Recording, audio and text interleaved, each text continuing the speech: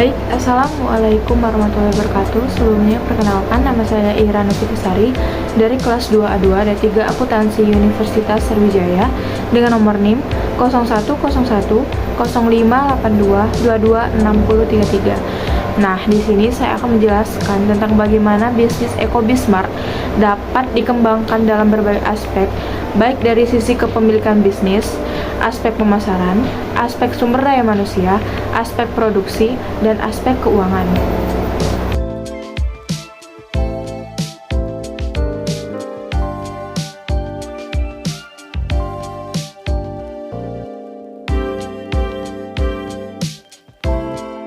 Nah, EcoBismart sendiri adalah sebuah toko kecil atau minimarket yang umumnya mudah dijangkau oleh mahasiswa atau mahasiswi di Gedung Diploma 3 Universitas Sriwijaya. EcoBismart menyediakan suatu makanan atau minuman, namun tidak selengkap dan sebesar sebuah minimarket. EcoBismart juga menyediakan barang-barang yang umumnya dibutuhkan dalam kehidupan sehari-hari mahasiswa. Contohnya jajanan, snack, minuman-minuman, dan lainnya. Nah, berikut foto-foto EcoBismart sendiri.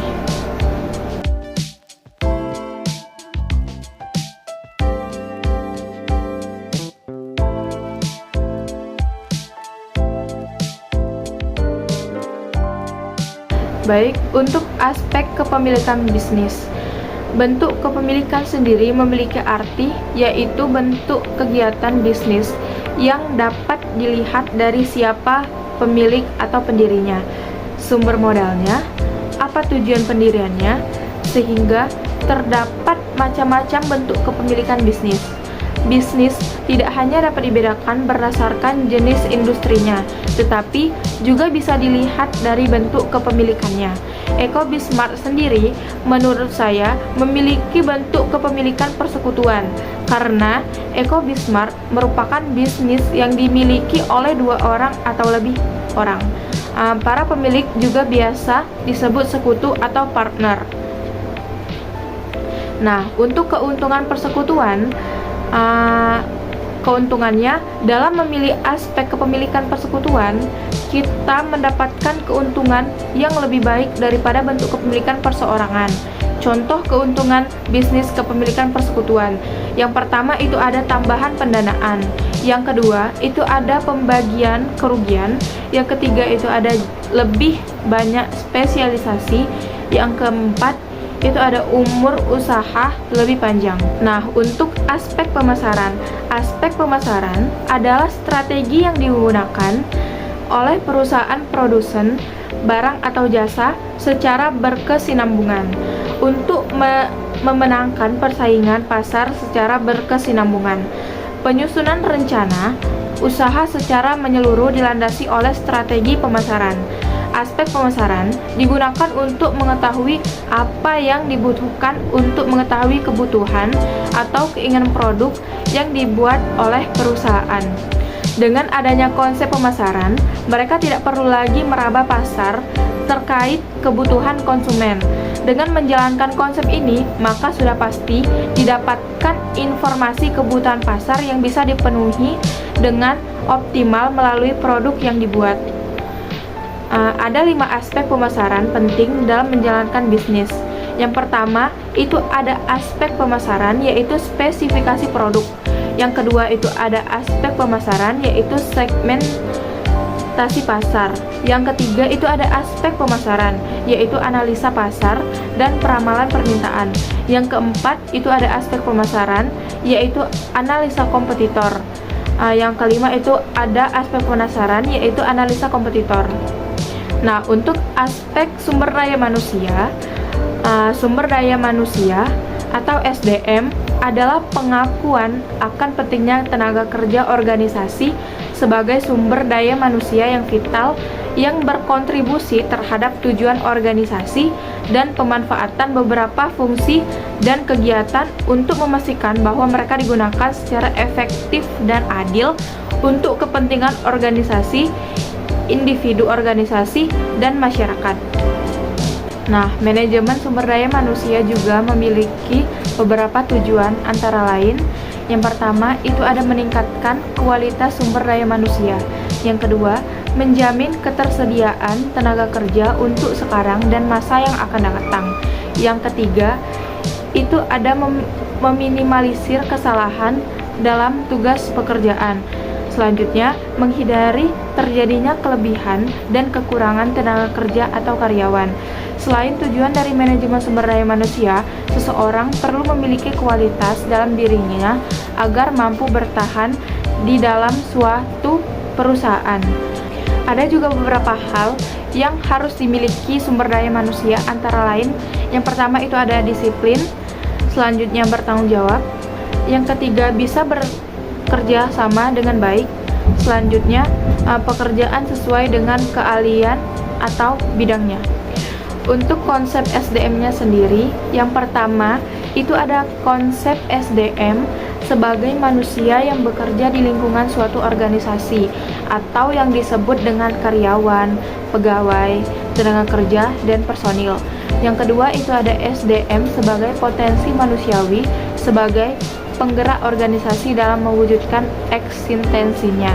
Yang ketiga, itu ada SDM merupakan potensi yang merupakan aset atau harta yang berfungsi sebagai modal non-material atau non-finansial di dalam organisasi.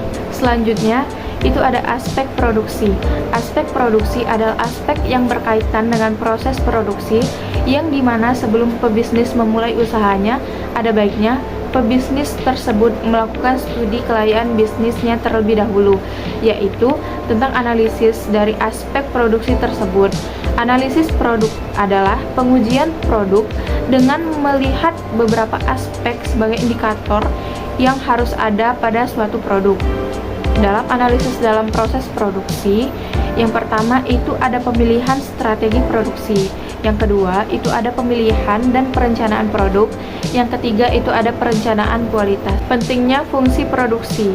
Sistem produksi maupun manajemen produksi terkait tugasnya dalam menghasilkan produk barang maupun jasa atau output dari bahan baku atau sumber daya produksi atau input.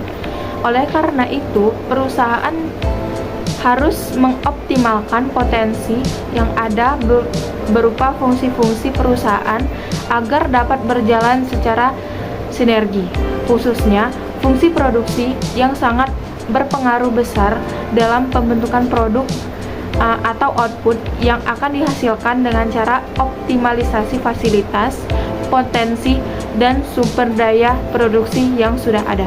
Macam-macam produksi adalah produksi massal, yang kedua itu ada produksi fleksibel, yang ketiga itu ada produksi berorientasi pelanggan. Konsep pelanggan, persaingan penjualan semakin ketat sehingga mulai masuk ke dalam penjualan berdasarkan kebutuhan pelanggan.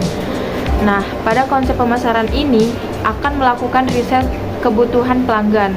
Hasil riset ini kemudian dibuat produk dan jasa yang memenuhi kebutuhan pelanggan dengan harga yang terjangkau.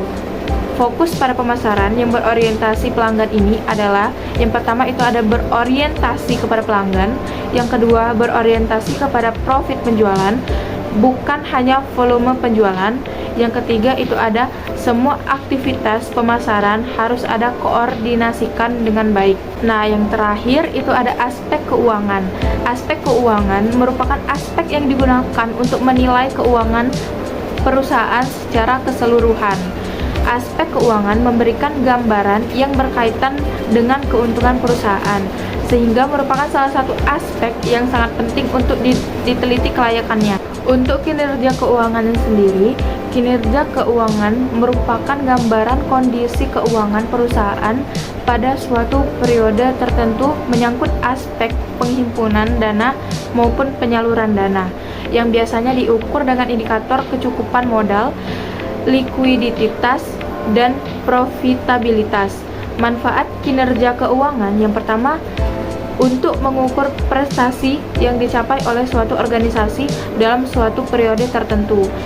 Yang kedua, dapat digunakan sebagai dasar penentuan strategi bisnis untuk masa yang akan datang. Yang ketiga, itu ada aspek dasar penentuan modal agar dapat meningkatkan efisiensi produktivitas. Aspek keuangan pada studi kelayakan bisnis digunakan untuk menilai keuangan perusahaan yang meliputi perolehan sumber dana, estimasi pendapatan, dan jenis investasi beserta biaya yang dikeluarkan selama investasi serta proyeksi laporan keuangan yang terdiri dari laporan laba rugi, neraca, dan arus kas. Untuk analisis dalam proses keuangan, itu ada pendapatan, aktiva, dan arus kas. Sekian video dari saya. Apabila ada salah kata, saya memohon maaf. Wabillahi taufiq wal hidayah. Wassalamualaikum warahmatullahi wabarakatuh.